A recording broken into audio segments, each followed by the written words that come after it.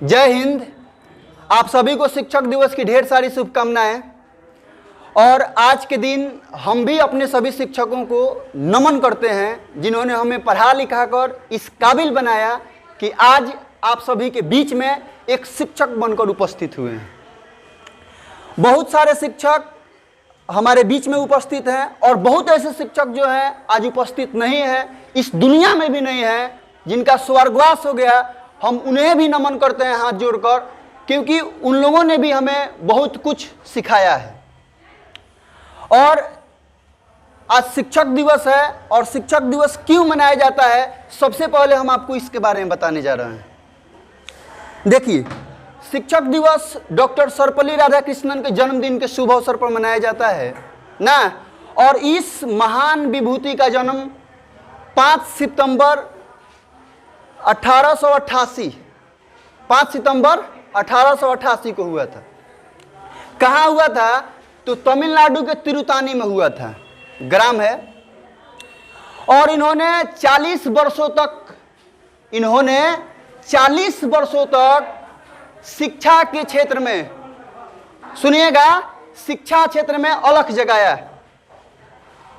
और 40 वर्षों के बाद 1952 से लेकर 1962 तक, 1952 से लेकर 1962 तक इस देश के प्रथम उपराष्ट्रपति रहे। और 1952 के बाद देश के जो है द्वितीय राष्ट्रपति बने। जब ये देश के द्वितीय राष्ट्रपति बने तो इनके पढ़ाए हुए शिष्यों ने जो है आग्रह किया कि हम लोग आपका जन्मदिन मनाना चाहते हैं। तो इन्होंने कहा कि मुझे बहुत खुशी होगी कि मेरे ही जन्मदिन के अवसर पर सभी शिक्षकों के जन्मदिन के रूप में मनाया जाए। मेरा ही जन्मदिन नहीं, इस दिन को जो है पूरे शिक्षकों के सम्मान में यह दिवस मनाया जाए। तो उसी समय से 5 सितंबर के दिन 1962 से 5 सितंबर 1962 से ही प्रत्येक दिन, माने प्रत्येक 5 तारीख को जो है साल में शिक्षक दिवस मनाया जाने लगा। देखिए, शिक्षक दिवस मनाए जाने का सबसे प्रमुख और महत्वपूर्ण उद्देश्य यह है कि हम लोग अपने अपने शिक्षकों को याद करते हैं और वे उनके बताए हुए रास्तों पर हम लोग चलने का काम करते हैं। ठीक है, हम भी कभी विद्यार्थी थे, आप भी अभी विद्यार्थी हैं, आप भी कभी शिक्षक होइएगा, आप भी बहुत बड़े बड़े पोस्टों पर जाइएगा। देखिए, किसी भी जिंदगी को माँ बाप जिंदगी दे देते हैं। यदि शिक्षक उन्हें जिंदगी नहीं देंगे तो वह जिंदगी नहीं रह जाएगी। फिर आपको वह जिंदगी संवारने के लिए एक शिक्षक की जरूरत पड़ती है। किसकी जरूरत पड़ती है? शिक्षक की जरूरत पड़ती है। देखिए, सुनिएगा ध्यान से, समय और समझदारी दोनों अलग अलग चीज है। समय और समझदारी दोनों अलग अलग चीज है, दोनों एक साथ नहीं होते। समय और समझदारी दोनों अलग अलग चीज है, यह दोनों एक साथ नहीं होते।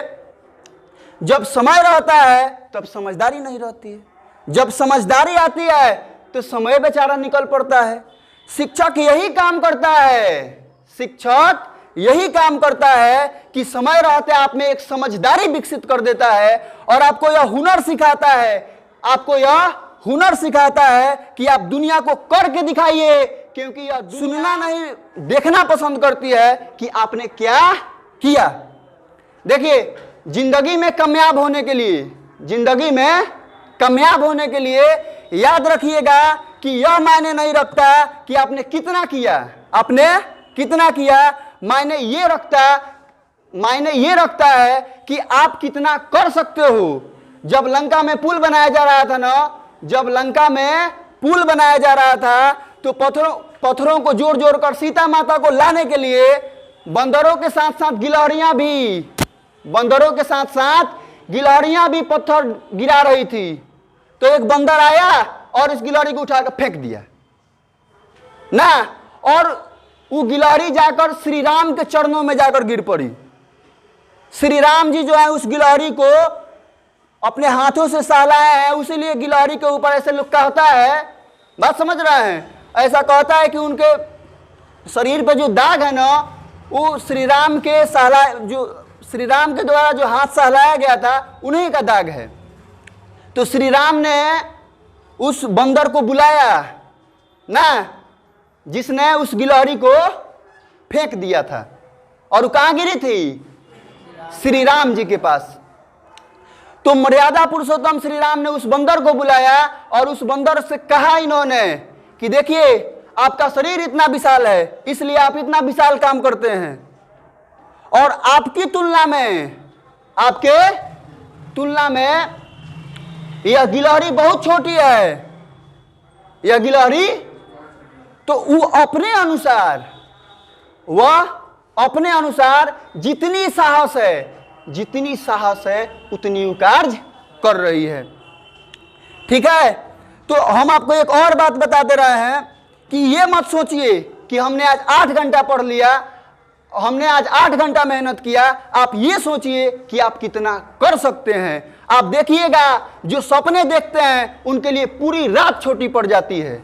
जो सपने देखते हैं ना, उनके लिए तो पूरी रात छोटी पड़ जाती है, और सपने पूरे करने के लिए ना पूरा दिन भी छोटा पड़ जाता है। पूरा दिन छोटा पड़ जाता है। अगर आपके अंदर जिम्मेदारी है तो यकीन मानिए कि आप चैन से सो नहीं पाएंगे। यदि आपके अंदर जिम्मेदारी आ गई, जिम्मेदारी नामक चीज आ गया, तो यकीन मानिए कि आप चैन से सो नहीं पाएंगे। और जिम्मेदारी ऐसी चीज है जो रातों की नींद चैन छीन लेती है। रातों की नींद चैन छीन लेती है। और एक बात और जान लीजिए कि रात में जागने वाला हर लड़का आशिक नहीं होता। ठीक है। और एक और बात जान लीजिए, पैसा और समय में तालमेल बैठाना बहुत जरूरी होता है। पैसा और समय में तालमेल बैठाना बहुत जरूरी होता है। पैसा कहता है तू कुछ करेगा तो मैं आऊंगा। पैसा क्या कहता है आपसे?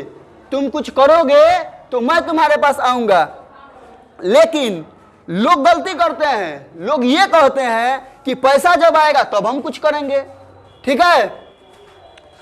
पैसा कहता है कि तुम आज मुझे बचा लो, तुम मुझे आज बचा लो, मैं तुम्हें कल बचा लूंगा। देखिए, एक बात और याद करके रखिएगा, पैसा बेशक भगवान नहीं है। पैसा बेशक भगवान नहीं है, और न ही आपके साथ यह ऊपर तक जाएगा, लेकिन पैसा जब तक आपके साथ है ना, यह आपको नीचे नहीं गिरने देगा। तो पैसा का भी महत्व आपके जीवन में है। इसके बिना कोई काम नहीं हो सकता है, लेकिन आप इसके बिना मर भी नहीं सकते हैं। ठीक है। तो पैसा कमाने के लिए हद से नीचे भी नहीं गिरना चाहिए व्यक्ति को। देखिए, सबसे बड़ी इंसानियत मायने रखती है। समय के साथ साथ एक बात और जान लीजिए कि समय के साथ कभी भी आप खिलवाड़ मत कीजिए। समय के साथ आप कभी खिलवाड़ मत कीजिए। दुख की बात यह है कि समय बहुत कम है, लेकिन खुशी की बात यह है कि अभी भी समय है।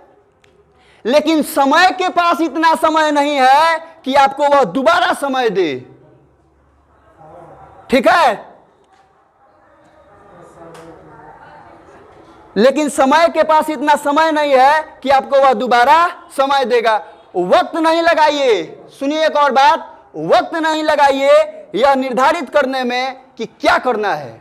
वक्त नहीं लगाइए यह निर्धारित करने में कि मुझे क्या करना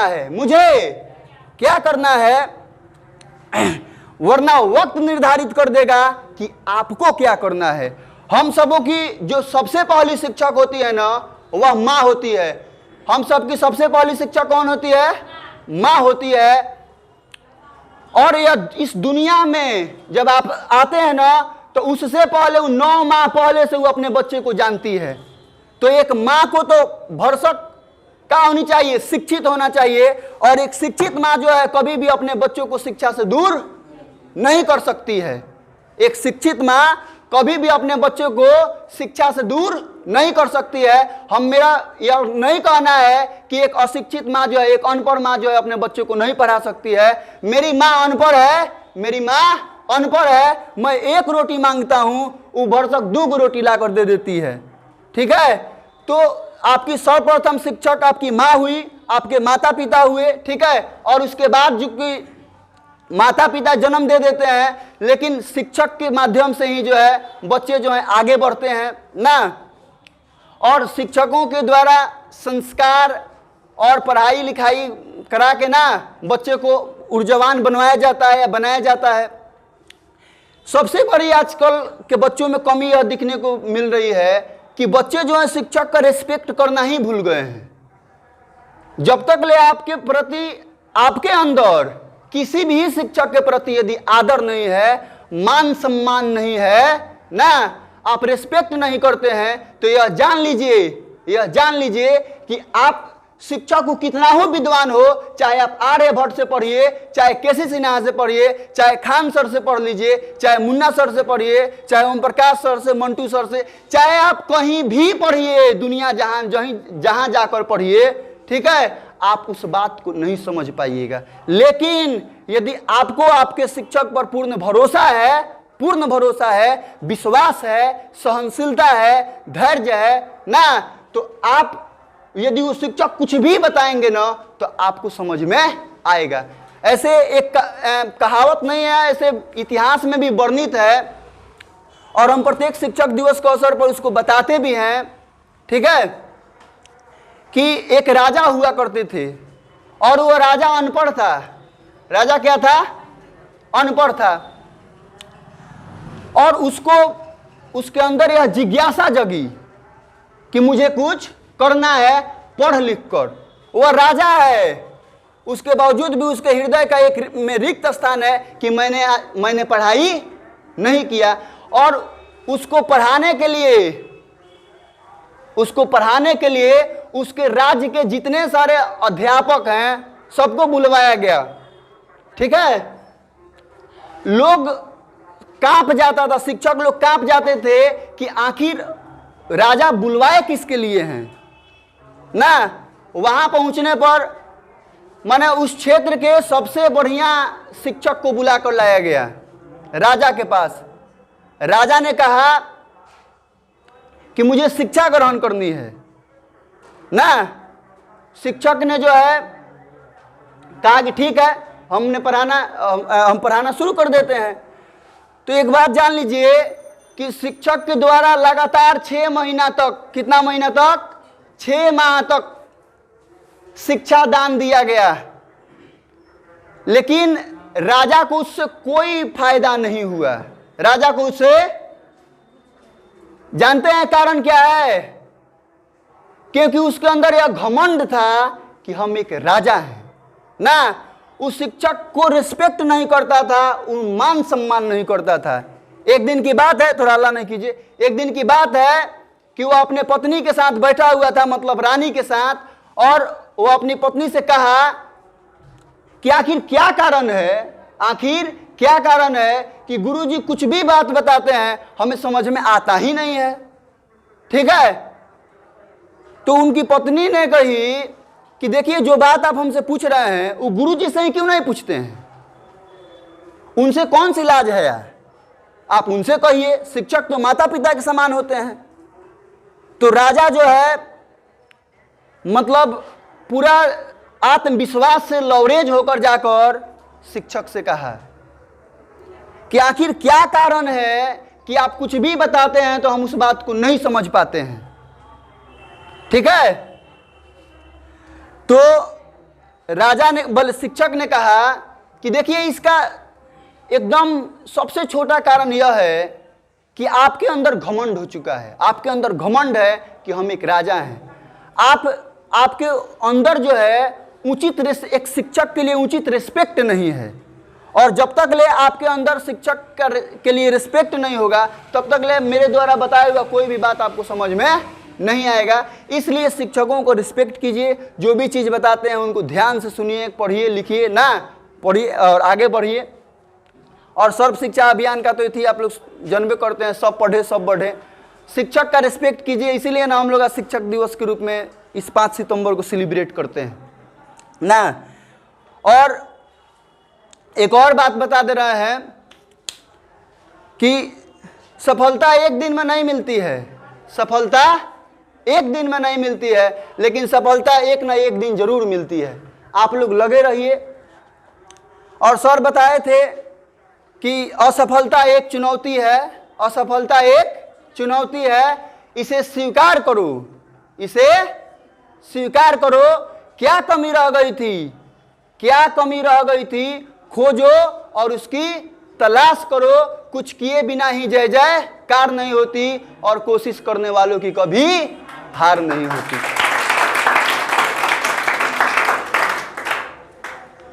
तो बस आज इतना ही रहने दिया जाए ना।